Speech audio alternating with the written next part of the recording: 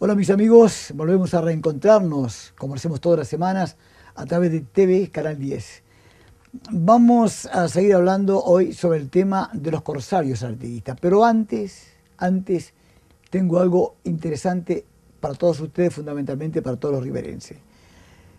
Vimos que este domingo que pasó, el sábado, el domingo fue inaugurado nuevamente el autódromo departamental. Lo que tengo acá para ustedes, que me fue cedido ayer para el museo, es algo interesante. Automovilismo en la frontera, Rivera Libramento, 22 y 23 de octubre del año 1955. ¿Qué es lo que dice? Dice lo siguiente, rápidamente. Dice, dos importantes carreras internacionales en el autódromo. Automovilismo, 22 y 23 de octubre del año 1955.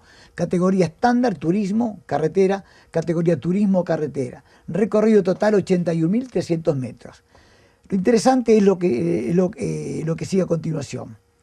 Con la anuencia y fiscalización del Automóvil Club de del Uruguay, intervendrán corredores de Porto Alegre, Santa Cruz, Río Pardo, Encantado, Valle, Venancio Aires, Bento Goncalves, Livramento, Curitiba, Melo, Rivera y a confirmación corredores de Montevideo y otras ciudades del Uruguay.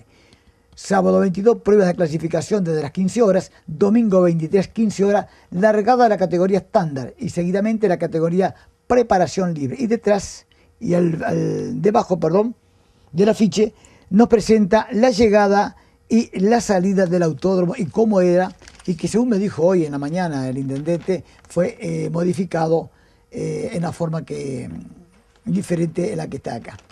Entonces, este es el automovilismo en la frontera en el año 1955.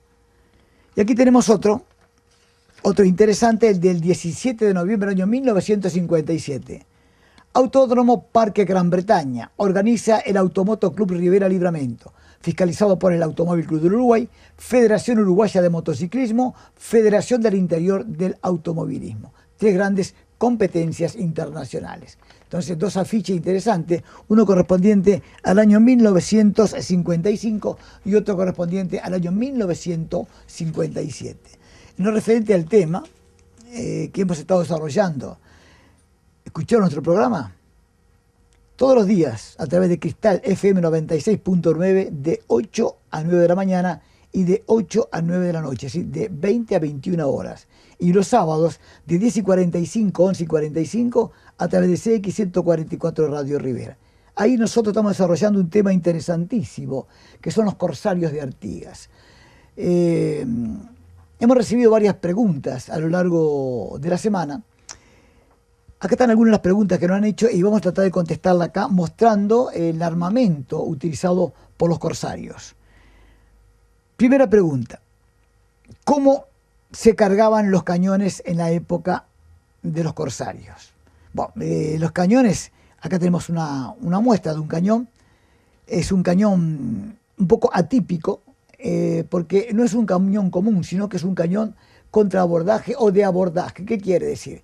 Es un cañón de aproximadamente 70 kilos, que servía para disparar cuando el barco estaba siendo abordado o a su vez cuando ese barco iba a abordar se disparaba contra los marineros que estaban en el otro lado para abordar. Son de avancarga, es decir, se carga por la boca. Por lo general este tipo de cañón tenían dos tipos de carga. Una en piedra, como esta que está aquí. Es una piedra posiblemente confeccionada por los indígenas. La piedra, cuando se ponía la mecha, el cañón se pone una mecha, se enciende, esa mecha hace contacto con la pólvora, explota, y cuando explota, la temperatura que le transmite la piedra es tan grande que la piedra se rompe una cantidad de pedazos chicos y sale.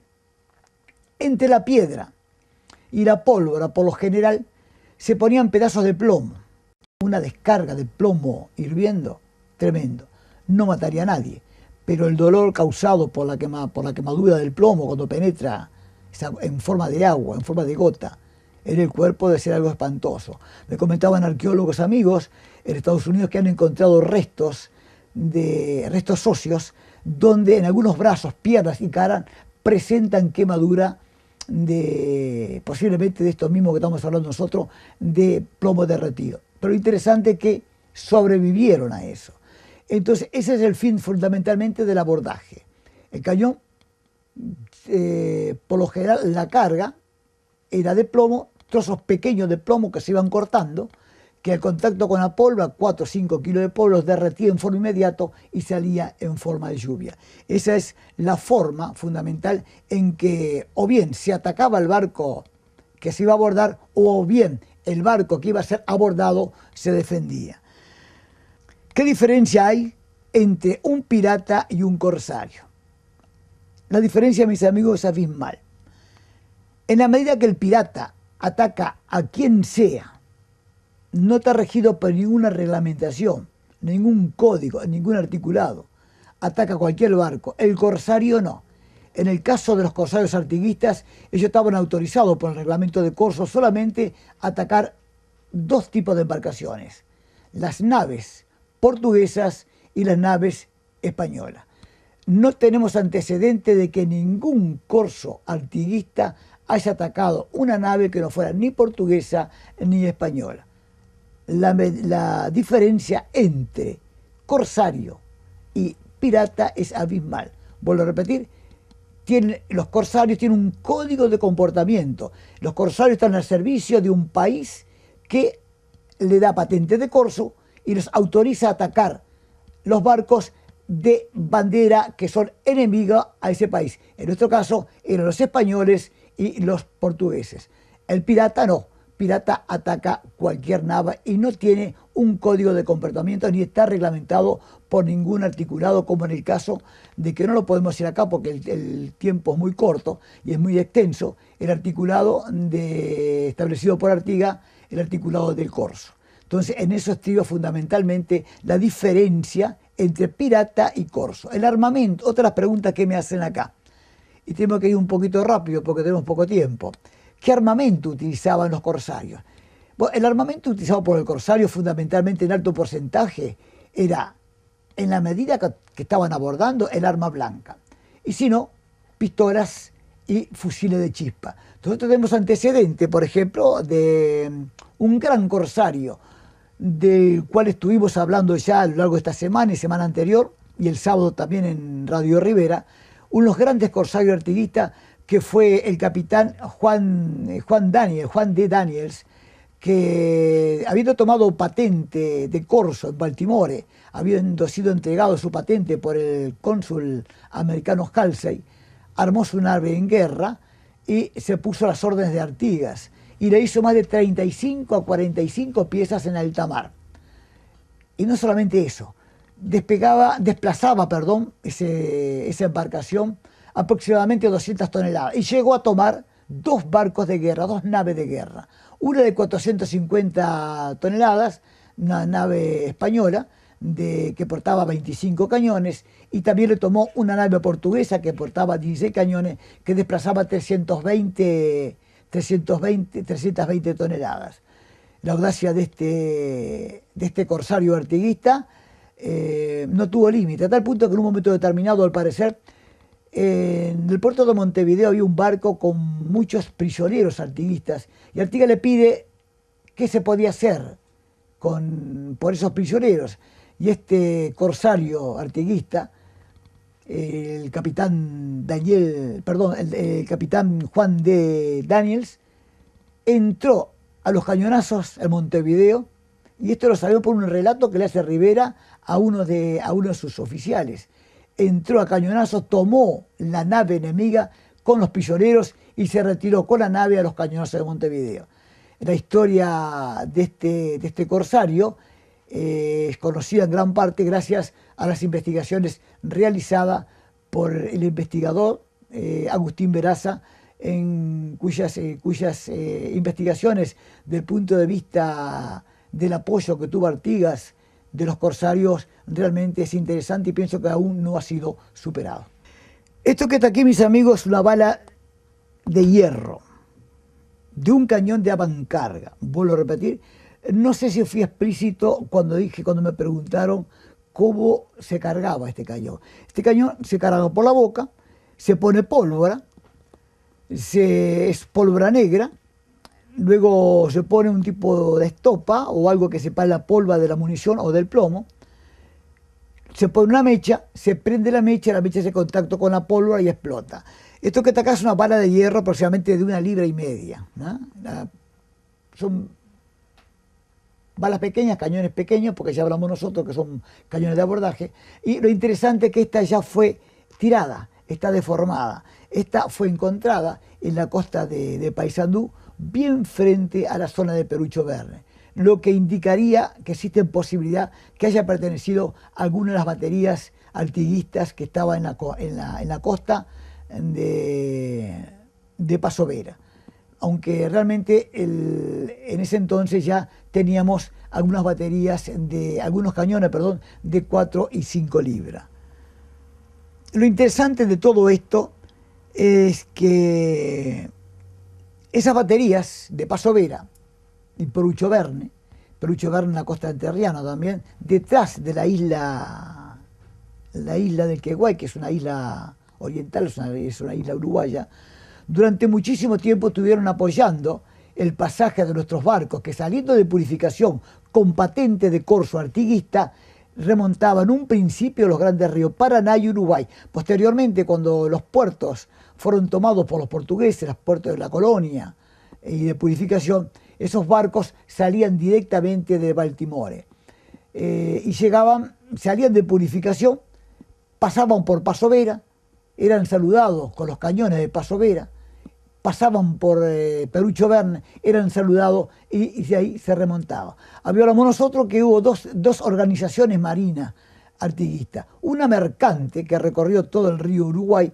y el Paraná, y otra, una marina de guerra, que fue la que se estableció a lo largo del Océano Pacífico, perdón, del Océano Atlántico y del Mediterráneo, que hacían las presas y las llevaban a los puertos que les permitían, por ejemplo, México, o algunas posesiones que tienen los ingleses que permitían, mediante un pago determinado de un porcentaje de la venta, que se vendiesen esas buenas, que fuesen declarados buenas presas, esos barcos agarrados por los corsarios artiguistas y fueran vendidos. Realmente no sabemos qué porcentaje le tocaba a la provincia oriental, pero si mal no recuerdo, creo que está estipulado entre el 4 al 4,5% de la venta total. Como dato interesante que vamos a desarrollar la próxima semana, debemos decir que los diarios de la Unión, cuando el capitán Daniels llegó a Baltimore, a su puerto de origen, dice que había depositado $200,000 en oro en uno de los bancos de la Unión. Lo que nos hablan mis amigos de la riqueza que obtenían estos corsarios al enarbolar la pabellón tricolor artiguista y tomar las naves portuguesas y españolas. En un momento determinado se tachó al capitán Daniels de pirata. ¿Por qué? Porque cuando vino Daniels al Río de la Plata, tomó dos patentes. Una, la del corso artiguista, y la otra que le había entregado la provincia de Buenos Aires, Pueyrredón.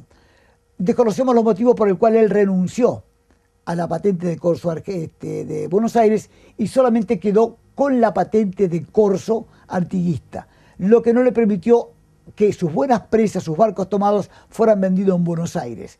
A tal punto de que el directorio lo consideró pirata, pero quedó demostrado que no, porque cuando tomó un barco, una nave española, creo que Flor del Mar, si mal no recuerdo el nombre, cuando desembarcaron, se dieron cuenta que iba a bordo de ese barco, de esa nave portuguesa, una mujer.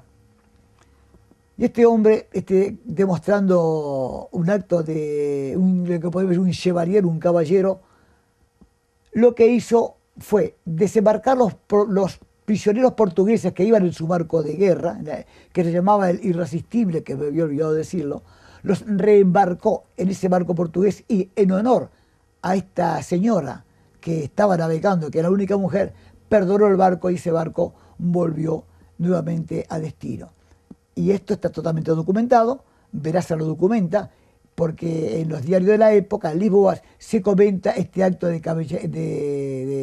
caballero que tuvo el capitán Daniels al ver que una mujer iba en ese barco y perdonó por ellas a todos los demás. El próximo jueves vamos a ir analizando una cantidad de armamento utilizado en el periodo de los corsarios, el periodo que estamos hablando nosotros, de corsarios y de todas aquellas embarcaciones que, arbolando el pabellón artiguista, hacían presas en diferentes lugares del mundo.